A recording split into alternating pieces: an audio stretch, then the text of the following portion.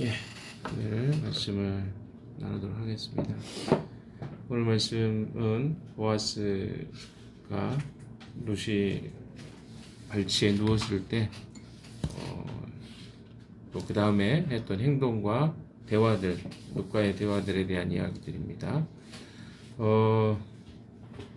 우리는 어제 말씀에 보았던 것처럼 시어머니가 이야기한 대로 룻은 보아스의 발치에 들어가서 보아스의 발치를 들고 누웠다고 그랬죠. 그러니까 이제 아마 잠이 든 상태에서 뭐 정확하게 발치라는 의미가 어떤 의미인지를 좀 여러 가지 추정합니다만은 그 아래쪽에 어찌됐든 중요한 건 누웠다는 거죠. 그것이 이제 핵심적인 내용인 것 같습니다.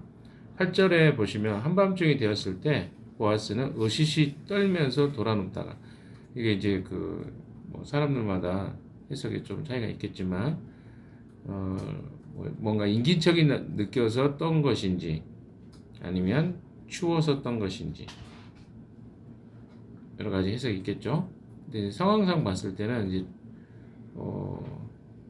밖에서 야외에서 취침을 하고 있는 거잖아요. 그래서 추워서 몸을 뒤척였는데 그 옆에 여인이 자기 발치에서 누워 있는 것을 보고 깜짝 놀라게 된 겁니다. 두 번 놀라는 거죠. 하나는 떨면서 추워서 이제 몸을 돌이키다가 거기에 여인이, 그러니까 누군지 정확하게 특정 지을 수 없겠죠.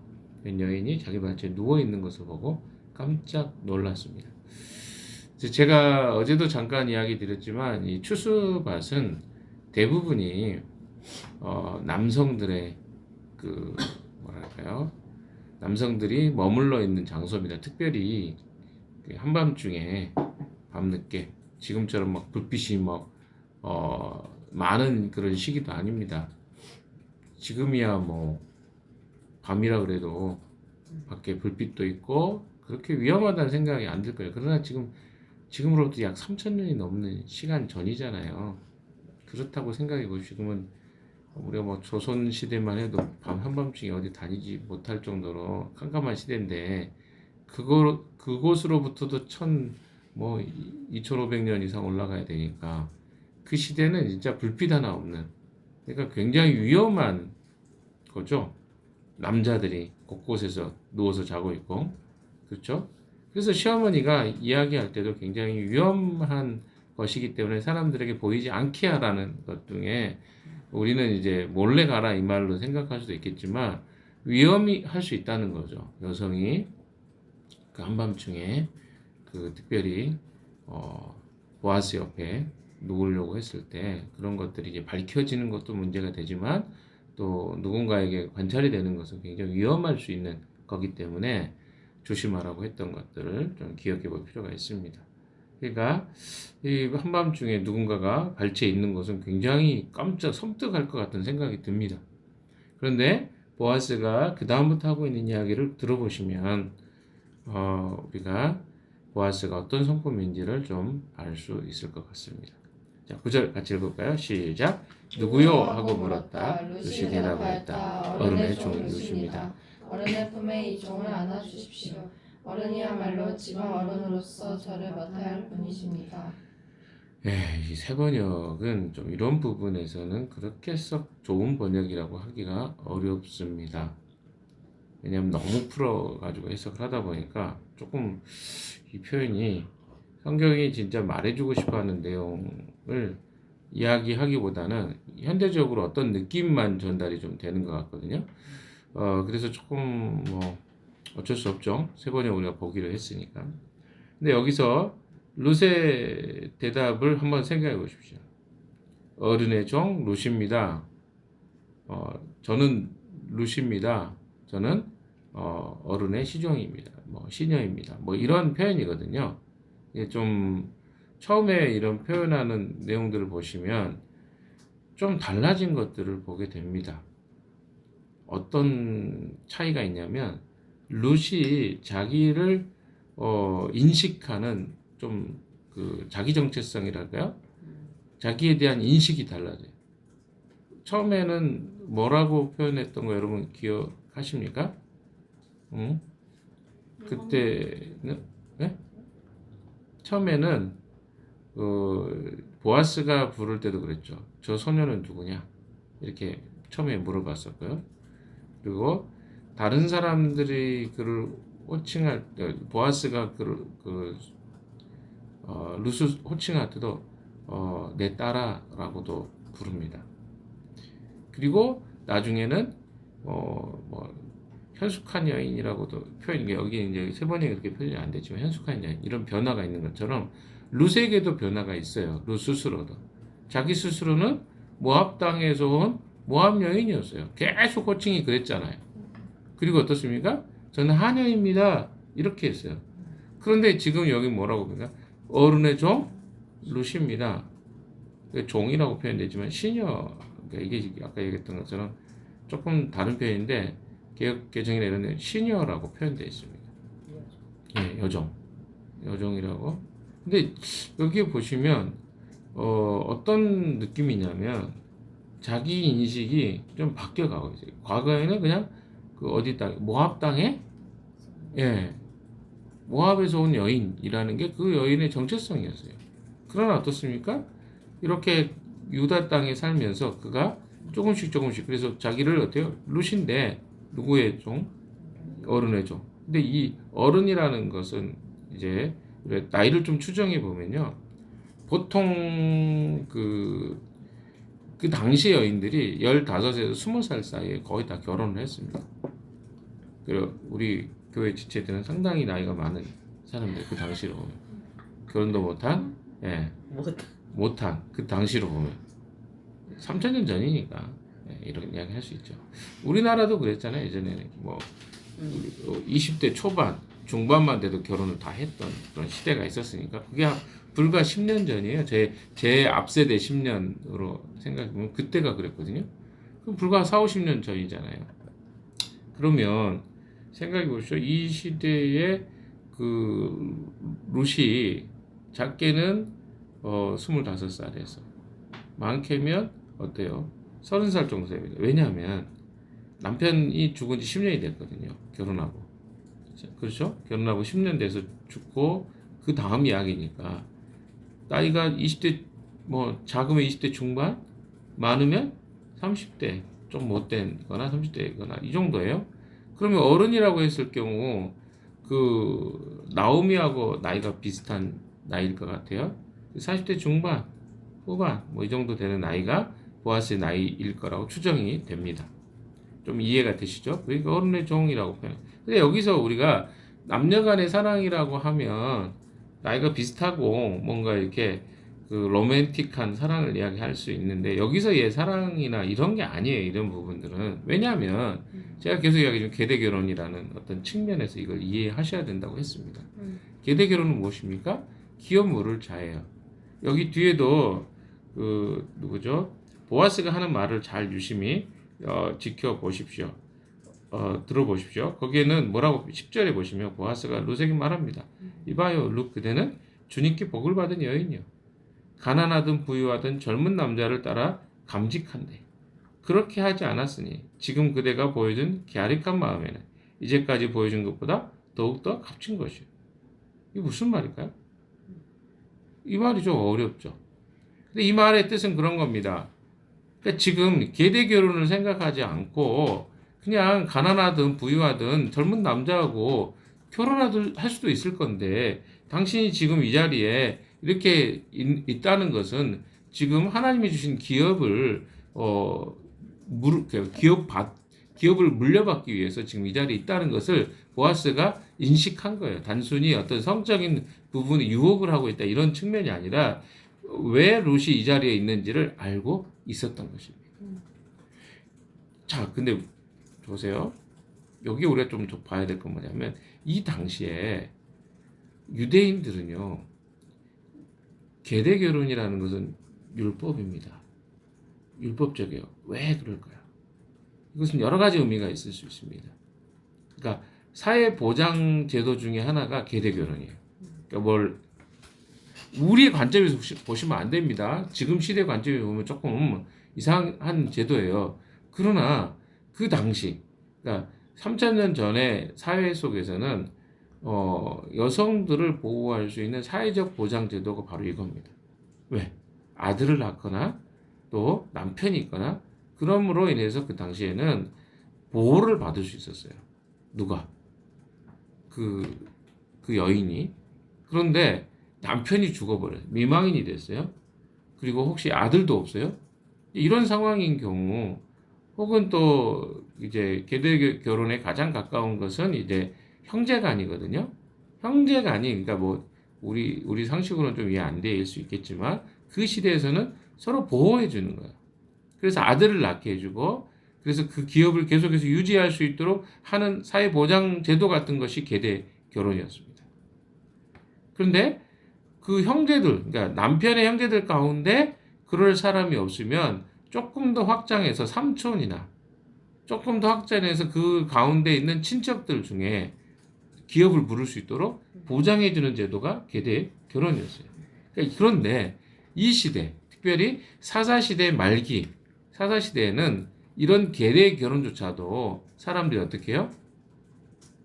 그렇게 중요하게 여기지 않던 시대였습니다.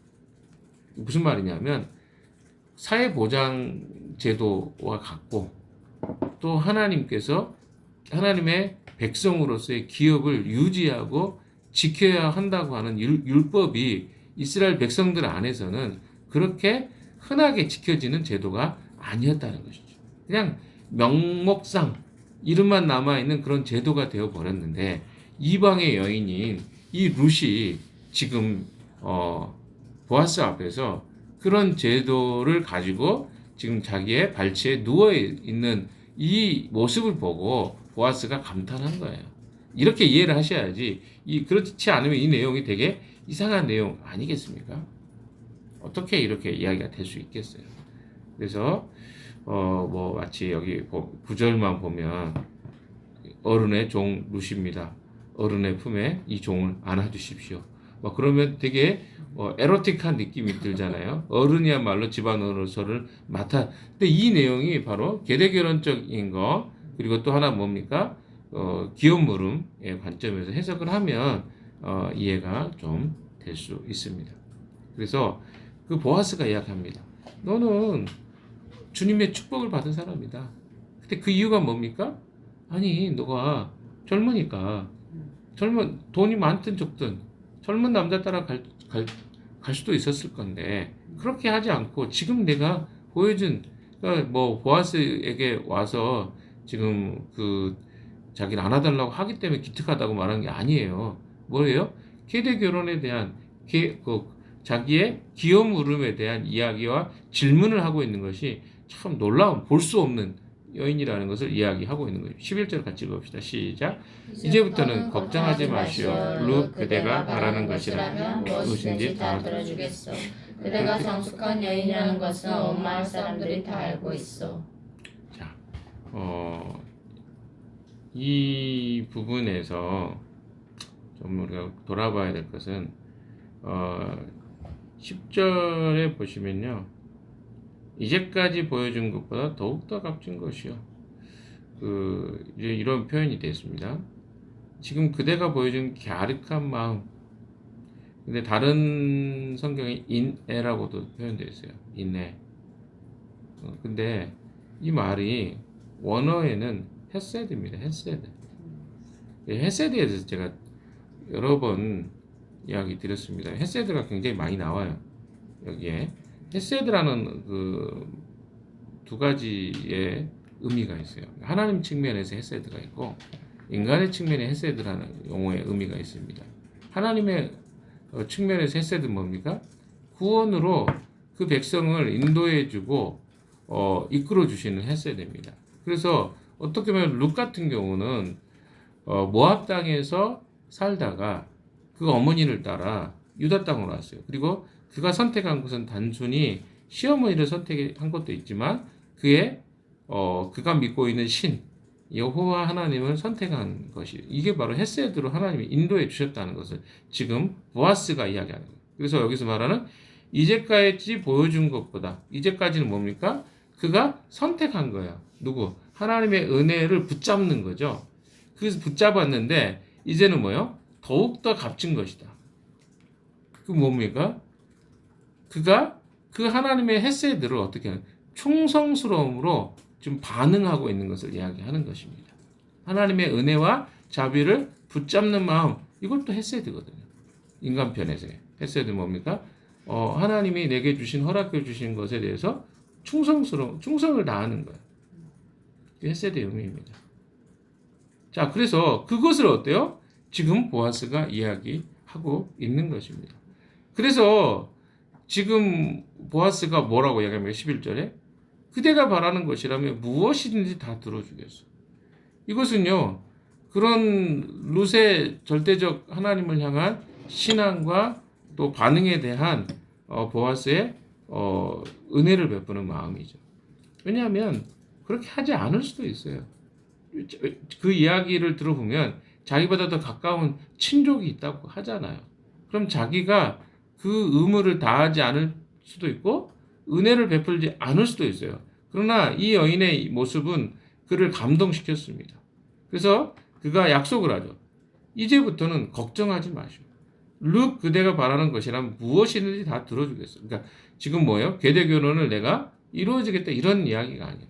그런 충성스러움 앞에 하나님의 은혜가 당신에게 임할 것이 아까 이야기했잖아요. 축복이 있기를 바란다고. 그것에 반응해 주겠다는 거예요.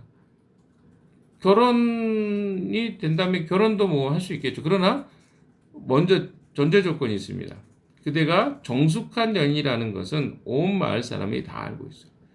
그러니까 지금 당신이 나한테 이렇게 어떤 성적인 어떤 대상으로 나를 유혹하고 있는 게 아니라는 것은 다 안다는 거예요. 여기에 정숙한 여인이라는 표현은요, 남자에게 썼을 때는 유력한이 됩니다. 여자에게 쓰면 이게 정숙한이 돼요. 똑같은 단어예요. 유력한 자라는 그 표현이 썼던 것과 똑같은 표현입니다. 그 모든 사람에게 알려졌어요. 뭐가? 이 사람이 능력 있고 부유하고 돈 많고 이런 게 알려져 있는 것처럼 이 여인에게 평가는 뭡니까? 예. 그러니까 그 당시에 남자들에게 평가하는 유력하다는 말의 의미는 그런 거고 여인에게 똑같은 이 단어가 사용됐을 때 그 의미는 히브리어는 좀 그렇게 의미가 달라져요. 똑같은 단어를 써도. 근데 그 의미가 뭐라고요? 정숙한 여인을, 현숙한, 다른 성경이 현숙한 여인이라고 표현됐어요. 그러니까 뭐요?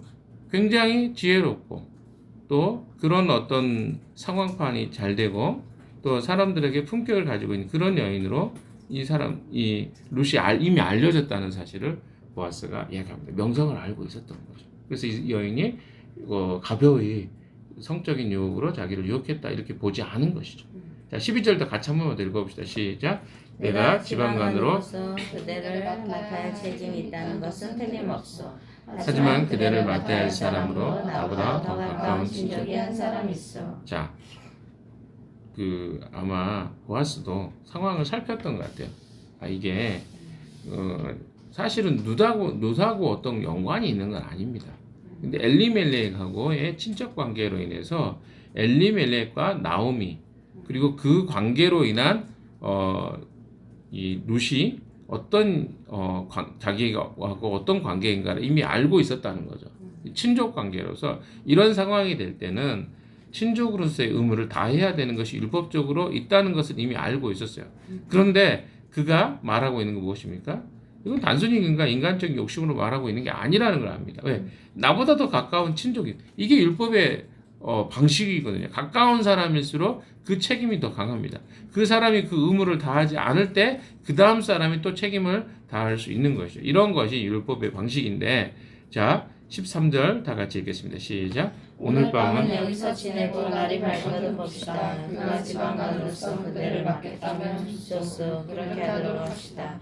그러나 그가 그렇게 하지 않겠다면 그때에는 내가 그대를 맡겠소. 이것은 내가 살아계신 주님을 두고 맹세하는 것이요. 아침까지 여기 누워 있으시오. 자, 보아스가 이야기하는 것은 무엇입니까? 오늘 밤은 여기서 지내고 날이 밝거든 봅시다. 그러니까 보아스는 아까도 이야기했지만 30년 전에 상황을 생각합시다. 날이 밝거든. 위험하다는 거죠. 지금 시간이 몇 시였는지 알 수 없지만 지금 이동하게 되면 여인으로서 위험할 수 있기 때문에 거기서 지내라고 이야기를 합니다. 날이 밝으면 그 위험이 사라지니까 그때서야 어때요? 그런 집안 간의 일에 대해서 좀 송사를 다퉈보겠다. 이야기 약속해 줍니다. 그래서 집안 간으로서 그대를 맡겠다면 좋소. 그렇게 하도록 합시다. 그러나 그가 그렇게 하지 않겠다. 그러니까 원래 이야기했던 친족이 너를 맡겠다고 하면 나는 그거 좋다. 그게 하나님의 뜻이니까. 그러나 그 사람이 그렇게 하지 않겠다면 그때는 내가 그대를 맡겠어. 자, 이 말은 뭡니까? 이것은 그 어떤 단순한 어떤 감정이나 이런 것에 의해서 지금 보아스가 이런 이야기를 하고 있지 않다는 것은 굉장히 성숙한 어른인 거예요. 생각해보세요. 남녀가 밤에 한밤중에 어떤 육체적인 욕망만 생각했으면 그날은 뭐 어떤 관계를 맺든지 이렇게 해도 상관이 없을 거 아닙니까? 또 그런 지위와. 근데 보아스는요 그런 사람이 아니었던 거죠. 그래서 어때요? 그는 책임과 의무를 다하는 쪽을 선택합니다. 그래서 어떻게 해요? 그 사람에게 먼저 물어보고 그 사람이 그 일을 감당하겠다고 하면 너무 좋은 일이다. 근데 여기서 잘 보셔야 됩니다. 때때로 우리는요, 우리가 계획하고 생각한 것들이 우리의 계획대로 되지 않으면 굉장히 우리는 실망해 버리죠. 원래 계획이 무엇입니까? 나오미와 룻의 계획은 무엇이었습니까? 보아스가 친족으로서 기업 물을 자가 되면 너무 좋겠다. 이게 계획이었어요. 그러나 나오미는 이미 알고 있었던 거죠. 무엇을 알고 있었습니까? 더 가까운 친족이 있다는 것. 보아스도 알고 있었어요. 누구만 몰랐죠? 룻만 몰랐어요. 근데 룻은 어때요? 어떻게 보면 결혼 프로포즈를 한 거예요. 여자가 먼저. 3000년 전에 여자가 먼저 프로포즈하기 쉽진 않았을 건데 먼저 프로포즈 한 겁니다. 그래서 어떻게 해요? 난 당신이 나의 기업 물을 자라고 알고 왔습니다. 그래서 나를 안아주십시오. 내가 당신의 기업 물을 자가 되게 해주십시오. 이런 의미거든요. 굉장히 적극적으로 표현한 거예요. 그런데 보아스는 어떻게 해요? 아니다. 너 나보다 더 가까운 사람이다. 친족 중에. 그래서 그 사람이 예스 하면 나는 어쩔 수 없고. 근데 그것도 선한 거다. 그리고 만약에 그 사람이 그것을 받지 않으면 내가 받겠다. 그러니까 이거는 룻 편에서는 가장 선한 거예요. 그러니까 원하는 방식은 아니죠. 보아스였으면 좋겠다는 것이죠. 그러나 그 보아스가 이야기하는 것은요. 이것도 선하고 저것도 선하다는 거죠. 참 이게 어려워요. 크리스천들에게 있어서 그 바울도 이야기했잖아요. 우리가 알거니와 하나님을 사랑하는 자 곧 그 뜻대로 부르심을 입은 자들에게는 모든 것이 협력하여 선을 이루는. 이런 표현이 로마서 8장에 나옵니다. 8장 21절, 31절인가요? 그러니까 뭐예요?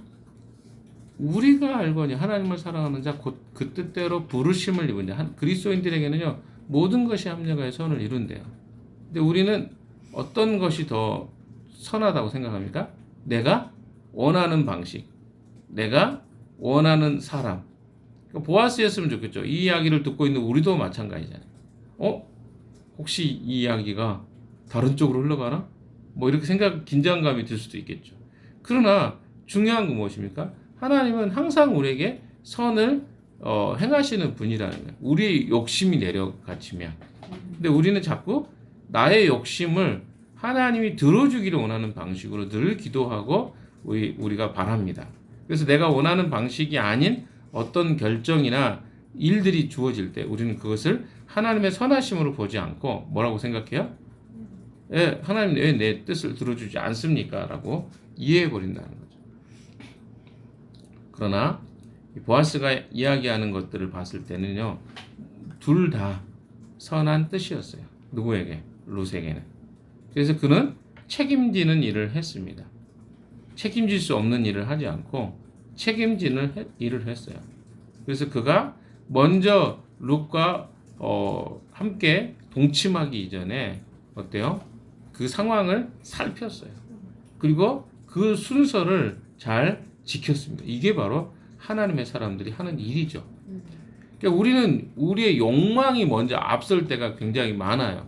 그래놓고 잘못했다고 주님 앞에 우리는 죄송하다, 주님 미안합니다, 나중 염치가 없으니까 주님 앞에 나아가지도 않죠. 이게 우리의 모습입니다. 그러나 하나님의 사람들은 이 욕망과 욕구가 다가왔을 때 하나님의 뜻이 먼저 우리에게 생각되고 기억되는 사람, 이런 사람을 하나님이 기뻐하시지 않을까요? 우리가 모두 보아스 같은 사람 만나기는 어렵겠죠. 그리고 또 여러분이 또 모두 보아스를 좋아하지는 않을 거예요. 나이가 많은 사람이잖아요. 적어도.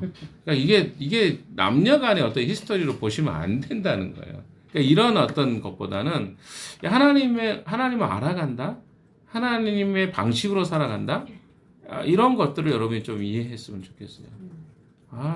이 하나님의 사람이라는 게 어떤 사람이구나. 하나님이 기뻐하신다는 게 어떤 사람은 하나님이 사랑하시는구나. 그러니까 하나님 중심으로 사는 거예요. 우리가 자기 중심으로 살아가잖아요. 내가 원하면 욕구대로 행동하고 내 마음대로 해놓고 나중에 하나님께 잘못했다고 이야기하고 이런 사람이 아니라 어떤 사람 하나님이 원하신다고요?